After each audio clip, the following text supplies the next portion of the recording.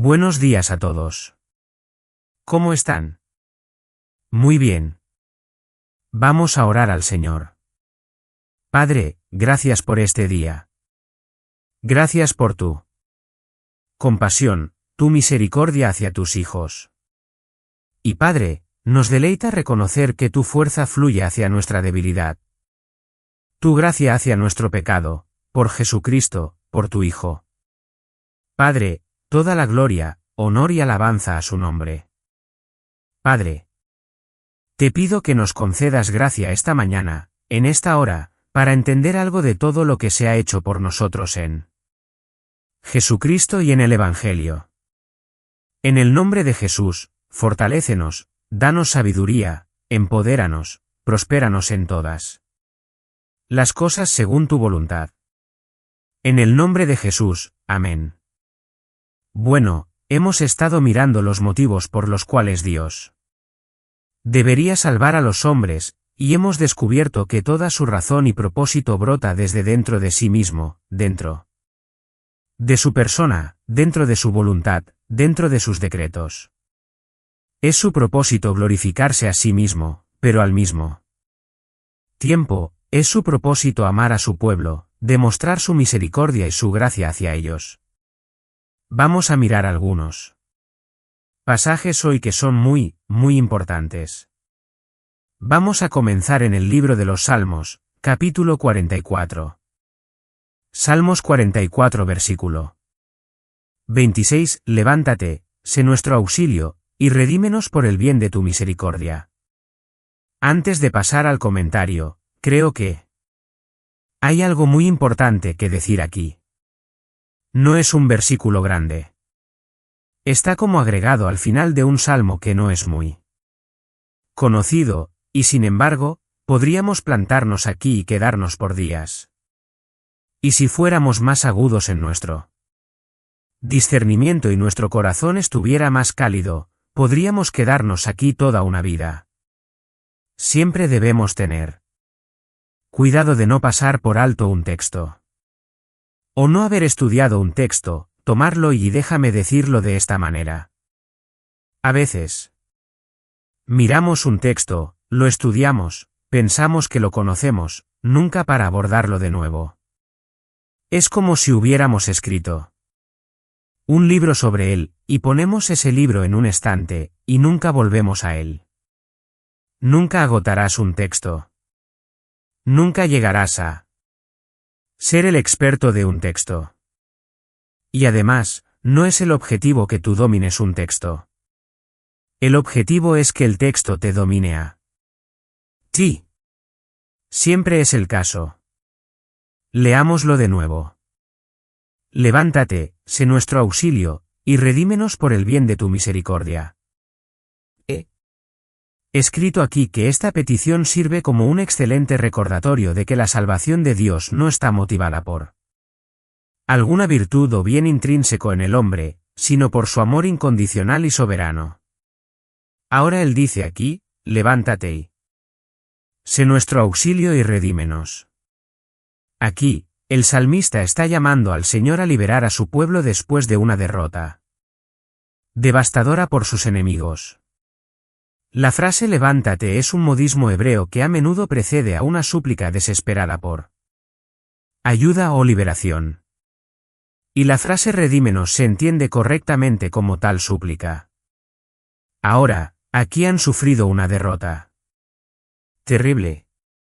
Y como sabemos, sus terribles derrotas, sus pruebas, sus cautiverios siempre fueron causados por el pecado. Por el fracaso, por alejarse de su Dios. Parece que al menos algunas de las personas en Israel habían comenzado a darse cuenta, y ciertamente el salmista lo había hecho, de que si íbamos a ser salvados, si íbamos a ser liberados, no sería por lo que merecemos. No sería por alguna virtud o mérito de nuestra parte. Y dices, por supuesto, eso es verdad. Esa es una gran verdad. Deberían haber aprendido eso más rápido.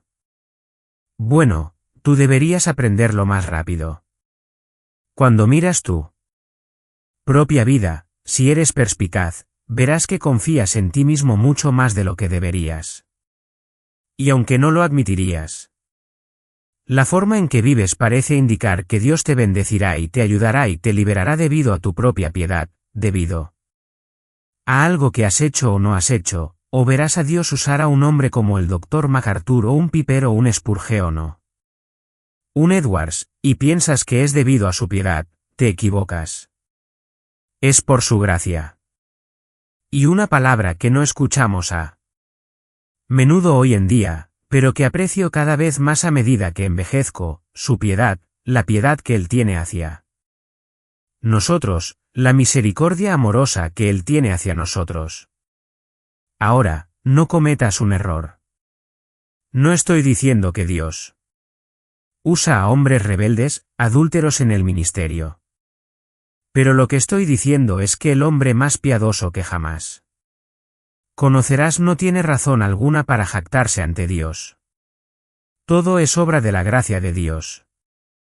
Todo es obra de la gracia de Dios. Y no fue iniciado por la piedad que posee. La piedad que posee, si posee alguna, tiene su fundamento en la gracia. El favor inmerecido de Dios. Ahora Él da una razón, un motivo para que Dios actúe. Dice, por el bien de tu misericordia. He escrito el motivo de la petición o súplica del salmista no es la piedad o el mérito de Israel, sino la misericordia amorosa o la misericordia de Dios. Siempre es el caso. A medida que creces en tu vida cristiana, cuando te conviertes en cristiano, especialmente si parece que Dios tiene su mano sobre ti de manera inusual para predicar o algo así, cuando te conviertes en cristiano y comienzas a caminar, piensas que mucho tiene que ver contigo. Mucho tiene que ver contigo. Esa es una de las razones por las cuales los jóvenes que comienzan a predicar temprano y salen a las calles comienzan a juzgar a los hombres mayores en el ministerio como no siendo tan piadosos como deberían ser, o ciertamente no tan celosos como deberían ser.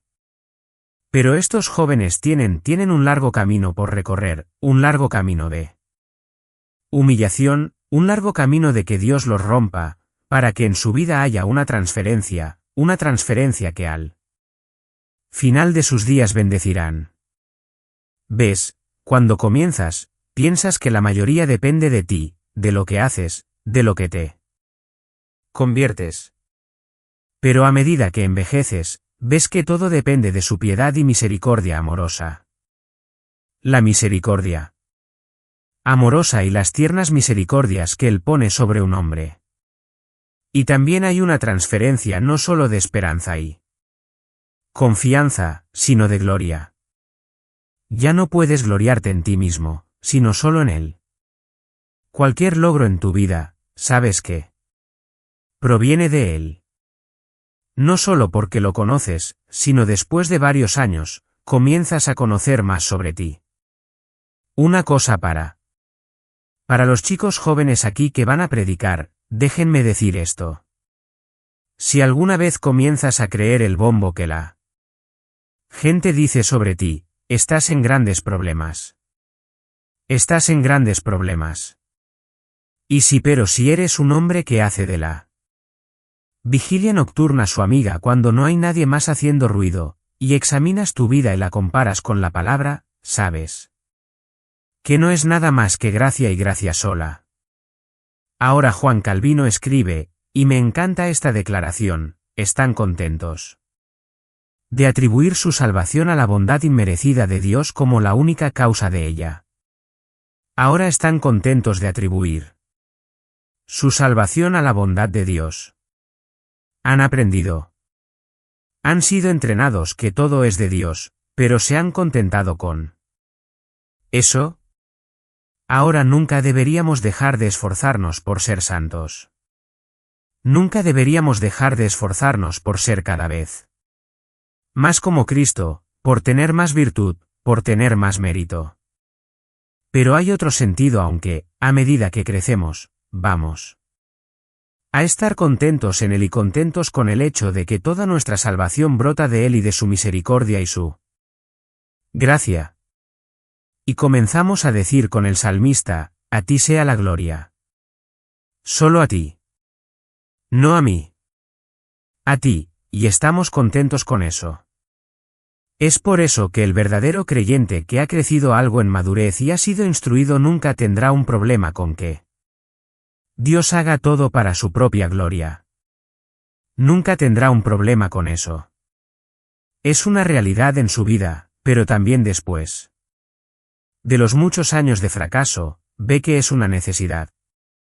Si Dios hace algo basado en lo que yo merezco, no hay esperanza alguna.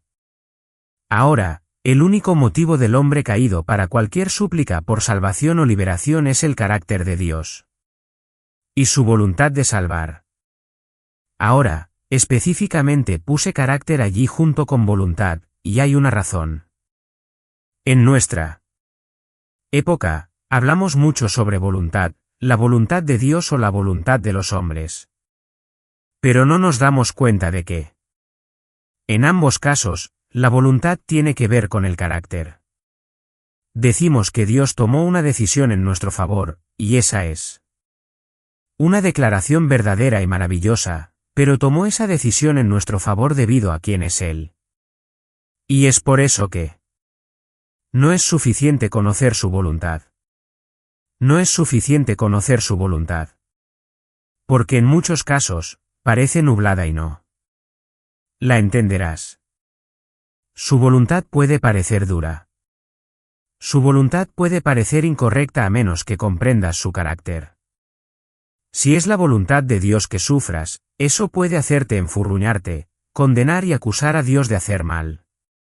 Pero si conoces el carácter de Dios, entonces en medio de su voluntad de que sufras, puedes regocijarte porque sabes que hay un propósito y hay bondad detrás de ello.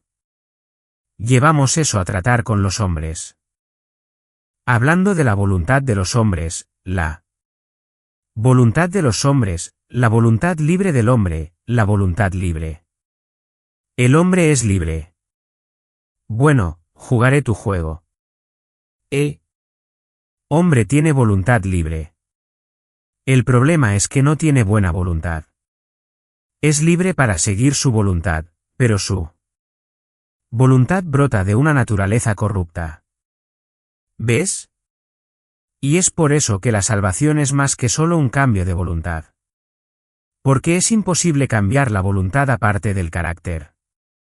Y así la salvación tiene más que ver con cambiar a la persona, y luego la voluntad de esa persona cambia. Tiene que ver con el carácter. Ahora sigamos.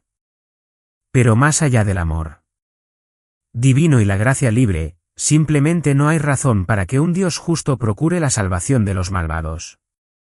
Puedes seguir adelante si quieres y atribuir la salvación a algo más, pero estás cortando la rama debajo de ti.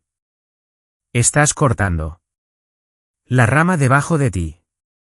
Si quieres que la salvación sea por otra razón, específicamente una razón que brote de ti, acabas de destruir cualquier esperanza de salvación porque no hay nada en ti. Ahora Jonathan Edwards escribe, y aquí puede observarse, después de qué manera notable Dios habla de su amor a los hijos de Israel en el desierto, como si su amor fuera por amor mismo y su bondad fuera su propio fin y motivo. Diría que tiene razón. Recuerda, volvemos a Deuteronomio. ¿Por qué ha amado Dios a Israel? Te he amado porque te he amado. Soy bueno contigo porque soy bueno. Mateo Henry escribe, dependemos de la bondad de tu naturaleza, que es la gloria de tu nombre. Y cita Éxodo 34:6, donde se proclama el nombre de Dios, y en eso, hay bondad y compasión. Es lento para la ira. Es misericordioso. Arriba.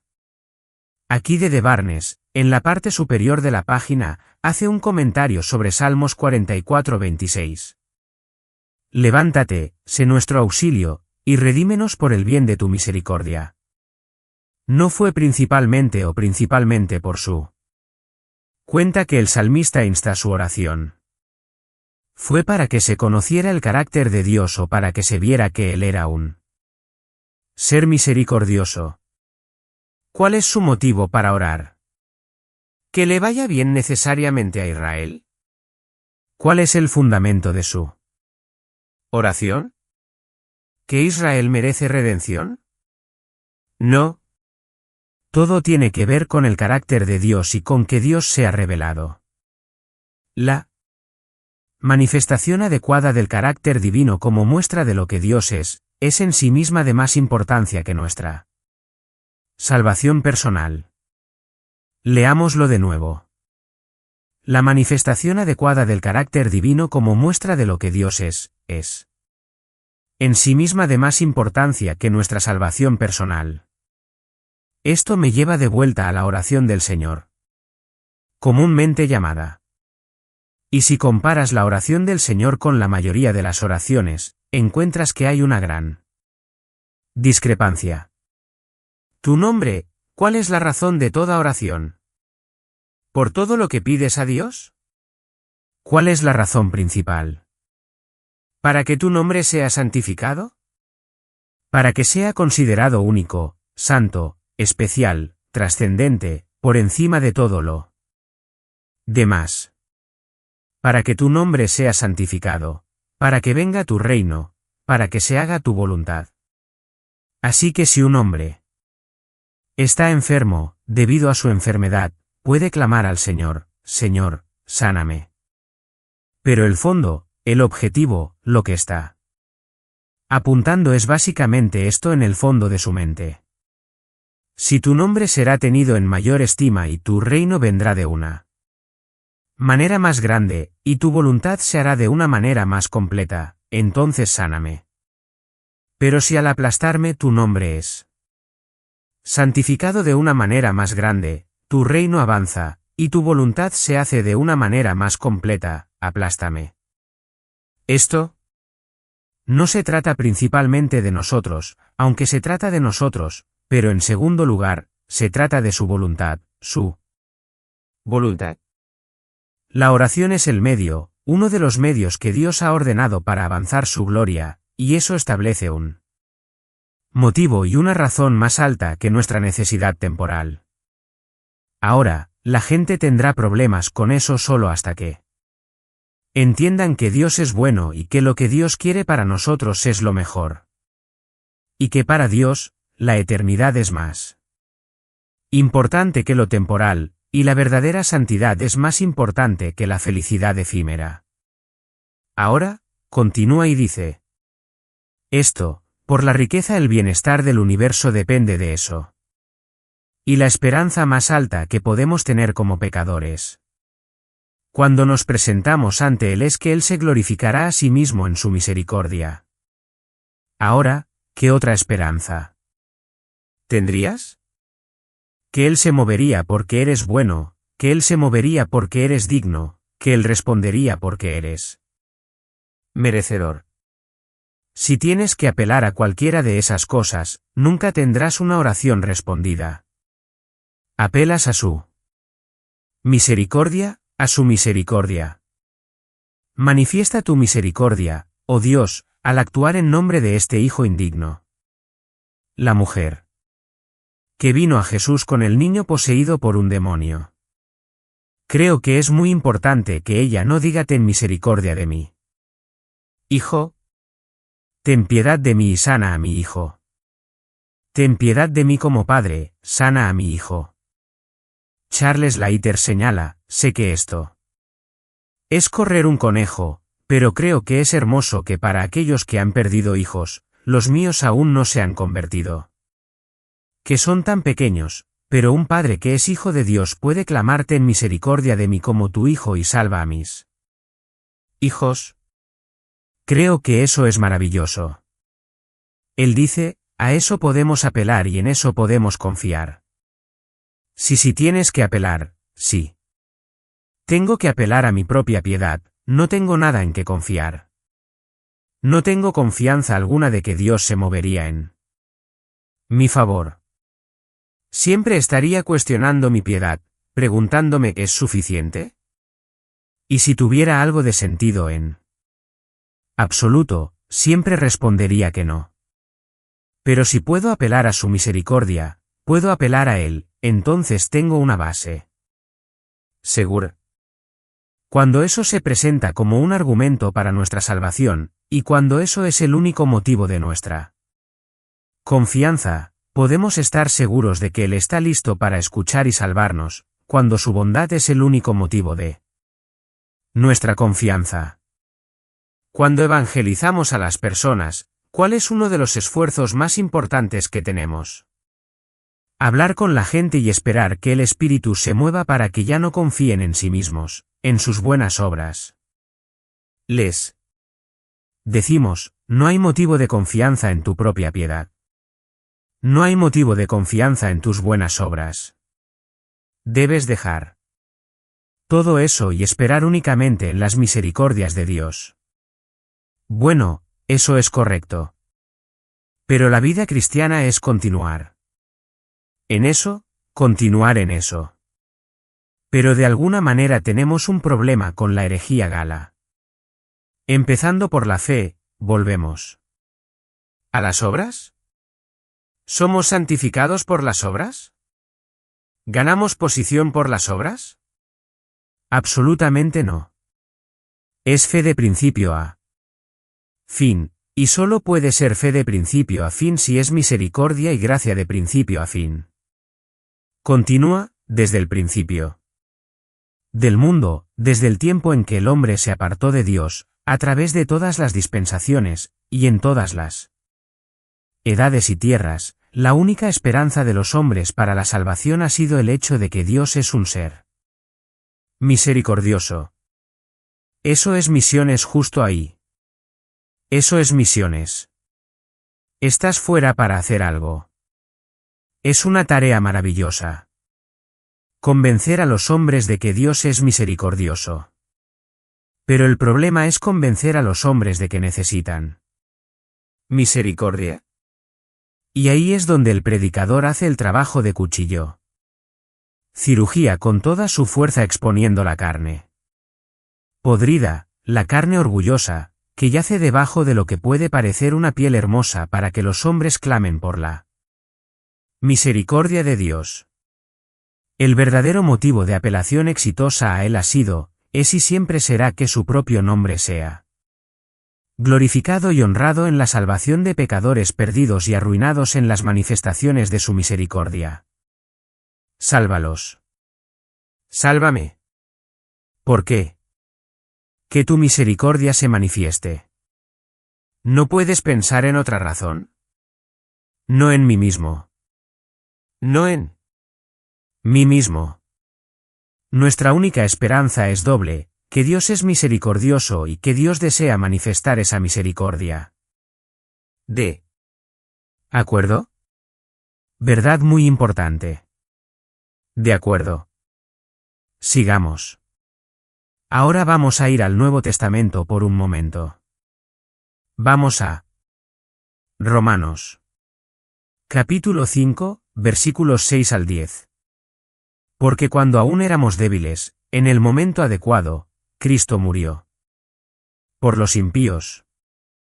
Porque difícilmente moriría uno por un hombre justo, aunque quizás por el hombre bueno alguien se atrevería a morir. Pero Dios demuestra su propio amor hacia nosotros en que mientras éramos aún pecadores, Cristo murió por nosotros. Mucho más entonces, habiendo sido justificados por su sangre, seremos salvados de la ira de Dios por él. Porque si siendo enemigos, fuimos reconciliados con Dios por la muerte de su Hijo, mucho más, habiendo sido reconciliados, seremos salvados por su vida.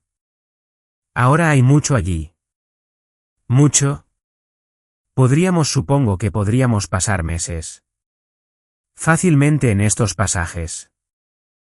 Pero para probar un punto de que Dios salva por el bien de su misericordia, debido a su amor, su carácter, vamos a mirar algunos de los nombres que se usan para describir a los hombres. Y en estos nombres Estos nombres horribles y terribles, se nos probará que somos salvados debido a la misericordia de Dios.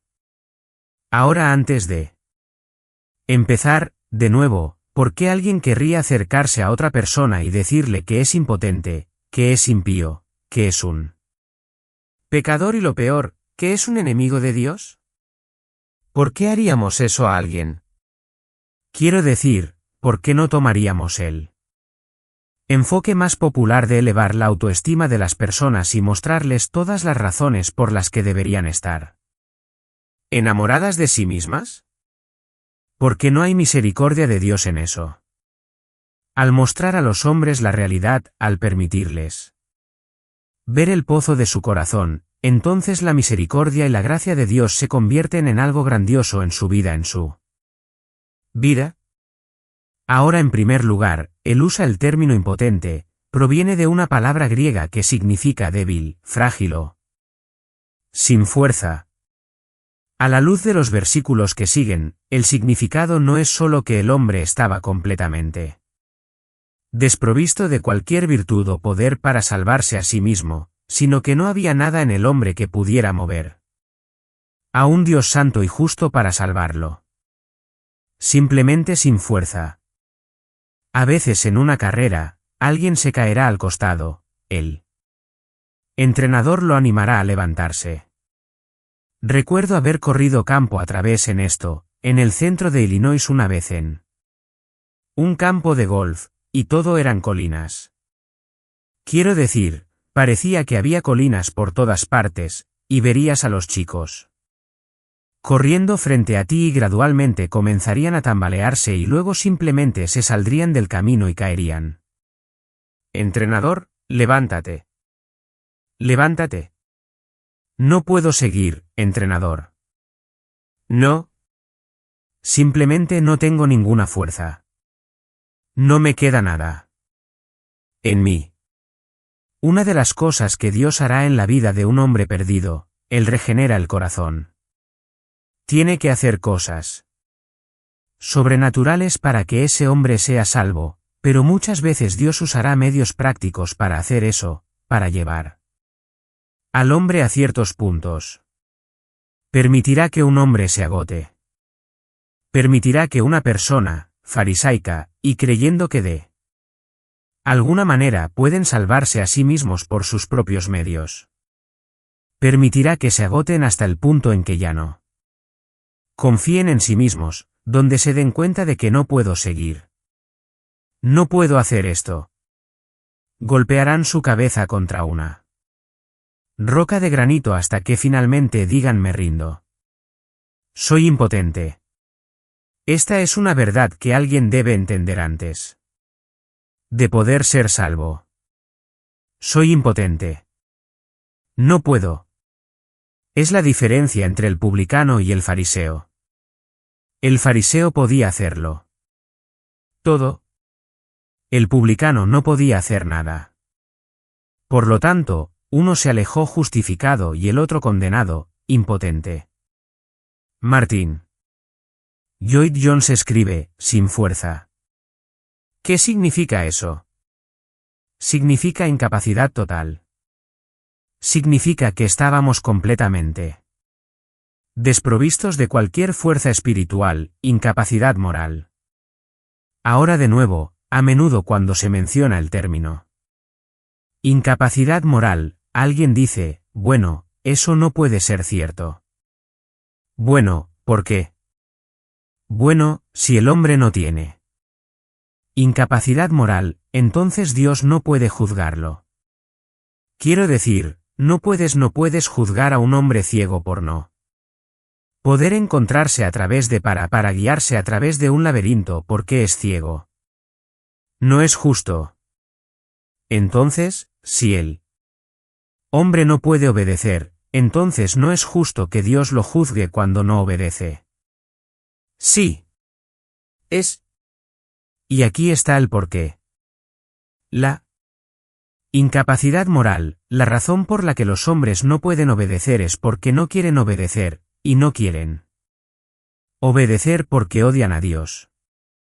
Como he dicho muchas muchas veces, es como cuando se dice de los hermanos de José, que no podían hablar una palabra amable o amable con él. Tenían lenguas. Tenían mentes. Conocían el discurso hebreo. Entonces, ¿por qué es que no podían hablar una palabra amable con él? Dice porque lo odiaban. Fue su odio lo que los hizo incapaces de hablar una palabra amable con él y por lo tanto son juzgados por su incapacidad de hablar una palabra amable. De la misma manera, los hombres no pueden obedecer a Dios porque no quieren obedecer a Dios y no quieren obedecer a Dios porque lo odian. ¿Y por qué lo odian? Porque Él es bueno. Dices que eso es absurdo. Nadie odiaría a alguien porque es bueno. Sí. Alguien odiará a alguien porque es bueno si el que odia es malo. Es como posiblemente hayas oído quizás a una mujer anciana amargada diciendo, sabes, sé que ella dijo eso de mí hace 25 años, pero simplemente no puedo perdonarla. Bueno, sí, puedes perdonarla. No lo harás debido a la animosidad y hostilidad en tu corazón, y por lo tanto eres juzgado. Un prisionero político está en la celda, y de repente el rey contra quien ha clamado baja, pone las llaves, abre la puerta de la celda y dice, sal. Eres libre. Todo lo que tienes que hacer es inclinarte ante mí. Ahora el hombre puede volver a casa. Puede restaurar a su familia. Puede comenzar a vivir de nuevo. O puede quedarse en esa prisión hasta que muera. Pero debido a la animosidad en su corazón, él dice, no puedo inclinar mi rodilla ante ti. Ahora no puedo no es realmente cierto a menos que tenga rodillas artríticas o algo así. El problema no es, no puedo, el problema es, no quiero. Ahora, Mateo Henry escribe, estábamos sin fuerza en una triste condición, y lo que es peor, completamente incapaces de ayudarnos a salir de esa condición, perdidos sin manera visible. Para nuestra recuperación, nuestra condición deplorable y en cierto modo desesperada. La gente podría beneficiarse de una buena dosis de desesperación. ¿Y cómo se pone más a la gente en un lugar de desesperación? A través de la verdad. A través de la verdad. Un hombre inconsciente de que está a punto de ser atropellado por un rinoceronte cargando está bien. Está feliz. Sus pensamientos están recogidos. No hay problema en su vida. Está caminando, por las llanuras de África. Su bebé es un observador de aves, y está escuchando música, y está anotando los pájaros que está viendo en su pequeño cuaderno, y está totalmente feliz porque está totalmente inconsciente de la verdad. Y luego de repente, alguien grita, hay un rinoceronte cargando directamente hacia ti. En un momento, se crea la desesperación. La verdad. Cuando los hombres necesitan conocer la verdad, que hay algo que los carga más aterrador que un rinoceronte, y no es un algo. Es alguien. Es Dios. Robert Haldane escribe, esto introduce la prueba del amor de Dios. Acabo de decirle a alguien que es impotente, y al hacer eso, lo presento al amor de Dios. Por eso muchos de estos predicadores hoy en día, que dicen que no van a hablar del pecado, nunca pueden hablar del amor. Nunca. No tienen plataforma alguna para hablar del amor de Dios a nadie. Porque el amor de Dios se manifiesta más en su naturaleza de ser incondicional. No nos sorprende el amor merecido, ¿verdad? Quiero decir, si una supermodelo se casara con alguna estrella de cine como Brad Pitt o Tom Cruise o algo así, no diríamos que ella fue misericordiosa. Ella se casó conmigo. Sería una historia Completamente diferente. Dirías, he aquí, ¿qué clase de amor es este? ¡Qué misericordia, qué piedad, qué compasión! ¿Está ciega? De la misma manera, no podemos presentar el amor de Dios aparte de hablar de la depravación del hombre. Por eso, y siempre sucede, puedes hacer que un predicador se pare y predique en una iglesia sobre la depravación radical o total de los hombres, y algunas de las personas en la iglesia estarán tan enojadas, que ni siquiera pueden caminar hasta su estacionamiento sin caerse. Y sin embargo, otros están tan felices como y tan alegres como una niña de 16 años en su primera cita. La diferencia entre los perdidos y los salvados. Los salvados saben algo, que en la negrura absoluta de mi pecado, Jesucristo es magnificado aún más. Robert Haldane de nuevo, esto introduce la prueba del amor de Dios. Cristo murió por nosotros mientras éramos incapaces de obedecerlo y sin capacidad para salvarnos a nosotros mismos. Entonces, vemos que no es Cristo viniendo a nosotros. Ven ahora, te ayudaré. Camina de esta manera. Da el primer paso y yo daré el siguiente. No. Él vino a nosotros mientras éramos impotentes. Ahora otro término usado aquí en el versículo 6 es impío. La palabra impío proviene de una palabra griega que denota a alguien que es impío o desprovisto de reverencia hacia Dios, justo para definir nuestra cultura. Y debido a que nuestra cultura es tan al revés, necesitamos escuchar.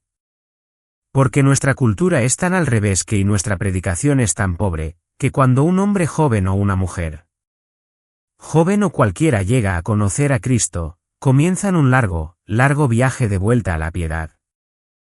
¿Escuchas mucha música cristiana o la forma en que se lleva a cabo la adoración o la forma en que la gente habla de Dios, y te das cuenta de que incluso entre los convertidos, aún no entienden qué es la piedad o la reverencia hacia Dios? Pueden decir cosas como yo y Jesús tenemos nuestra propia cosa o el hombre de arriba o todo tipo de cosas. Una declaración que se ha vuelto popular y es tan blasfema, que apenas puedo decirla para señalar que es malvada, que Jesús es mi colega. Pero al mismo tiempo, debemos ser muy pacientes con el nuevo creyente. ¿Por qué? Hubo un tiempo, supongo, podrías decir que cuando alguien se salvaba, digamos en América, que se salvaban dentro de los confines de una cultura cristiana. Así sabían algo aunque estuvieran perdidos. Pero ahora aquellos que se salvan en este país se salvan de un paganismo y no saben nada de reverencia hacia Dios. Ahora, Martin Lloyd-Jones define al impío como alguien que es diferente a Dios o vive como si Dios ni siquiera existiera. Dios no está en ninguno de sus pensamientos. Es un buen momento aquí para hablar de algo que si vas a evangelizar, vas a predicar evangelísticamente. Necesitas hablar muy a menudo sobre él. Ateísmo práctico y la demostración del ateísmo entre aquellos en el rol de la Iglesia. Es ateísmo práctico. No negarían con su boca la existencia de Dios, pero viven a lo largo de su semana sin pensar en Dios como si Dios no existiera. Ateísmo práctico. Por todos los propósitos prácticos, aunque lo confieses con tu boca, eres ateo. Eres un ateo. Ahora, creo que el término impío, este término, es muy importante aquí. No por el bien de sí mismo solo, sino por el bien del término que ya hemos usado, impotente. Ahora, ¿por qué se añade la palabra impío a impotente para mostrar que los hombres no son víctimas impotentes, sino rebeldes impíos cuya propia condición depravada hace imposible que se reformen? Si el Espíritu Santo a veces miro la Escritura y pienso para mí mismo, Dios, realmente conoces a los hombres. Eres tan sabio en las cosas que dices. Si nos hubieran dejado simplemente con impotente, el hombre es impotente. Hay un tono de merecedor de piedad allí, ¿no? Algo como un pequeño cachorro al lado de la carretera que está a punto de ser asesinado. No puede ayudarse a sí mismo. Va a ser atropellado por un coche. O un bebé pequeño dejado solo y abandonado. Cosas así. Evocan piedad. Y entonces decimos, bueno, el hombre era impotente. Pobre cosa. Pero era impotente porque era impío. Muestra que no es una víctima. Era impotente en su impiedad. No es una víctima, un culpable. Robert Aldanes señala que Cristo murió por nosotros incluso cuando Él nos consideraba impíos. Ahora, piensa en esto. Dios es el que te llama impío. Ahora, ya que Él sabe lo que es la piedad, y Él sabe lo que eres, si Él pone ese término a tus pies, necesitas recogerlo y ponértelo. Dice, no algún predicador eduardiano que aún vive en la era victoriana en su mente, sino Dios. Mismo mirando a los hombres y diciendo, te salvé cuando eras impío. Si solo piensas en esa declaración, hay mucho allí. Es Dios diciendo, te salvé cuando eras impío. Eras impío para mí. Te vi como impío porque eras impío, pero te salvé. Argumento va que si Él te salvaría cuando eras impío e impotente y pecador y enemigo, cuanto más hará todas las cosas y te dará todas las cosas. Ahora aquí viene el próximo término, pecadores. Tomaremos este y luego tomaremos un descanso. Denota a alguien cuyos pensamientos, palabras y hechos son contrarios a la naturaleza y voluntad de Dios. Esa es la mejor manera en que puedo ponerlo. Que el alcance completo de un hombre en naturaleza, en hecho, en pensamientos, en motivos. Todo lo que él es y todo lo que hace es contrario al estándar, se desvía del estándar. Y muchas personas dicen, bueno, el estándar es la voluntad de Dios. Sí. Eso es cierto, pero tienes que poner el carácter allí. El estándar es el carácter y la voluntad de Dios. Y el pecador se desvía de eso en su propio carácter, su propia voluntad, y nunca olvides sus motivos. Mateo Henry escribe, no solo criaturas impotentes y por lo tanto propensas a perecer, sino criaturas pecaminosas culpables y por lo tanto merecedoras de perecer. Escuché, no sé si es una leyenda urbana o entre predicadores o qué, pero alguien le preguntó a un predicador una vez, y le dijeron, ¿cómo es que apenas predicas sobre el infierno? Y él dijo esto, no predico mucho sobre el infierno porque nadie piensa que va allí. Todo el mundo cree en el infierno. Ese no es el problema. Es solo que nadie piensa que va al infierno. Así que predico sobre la ley.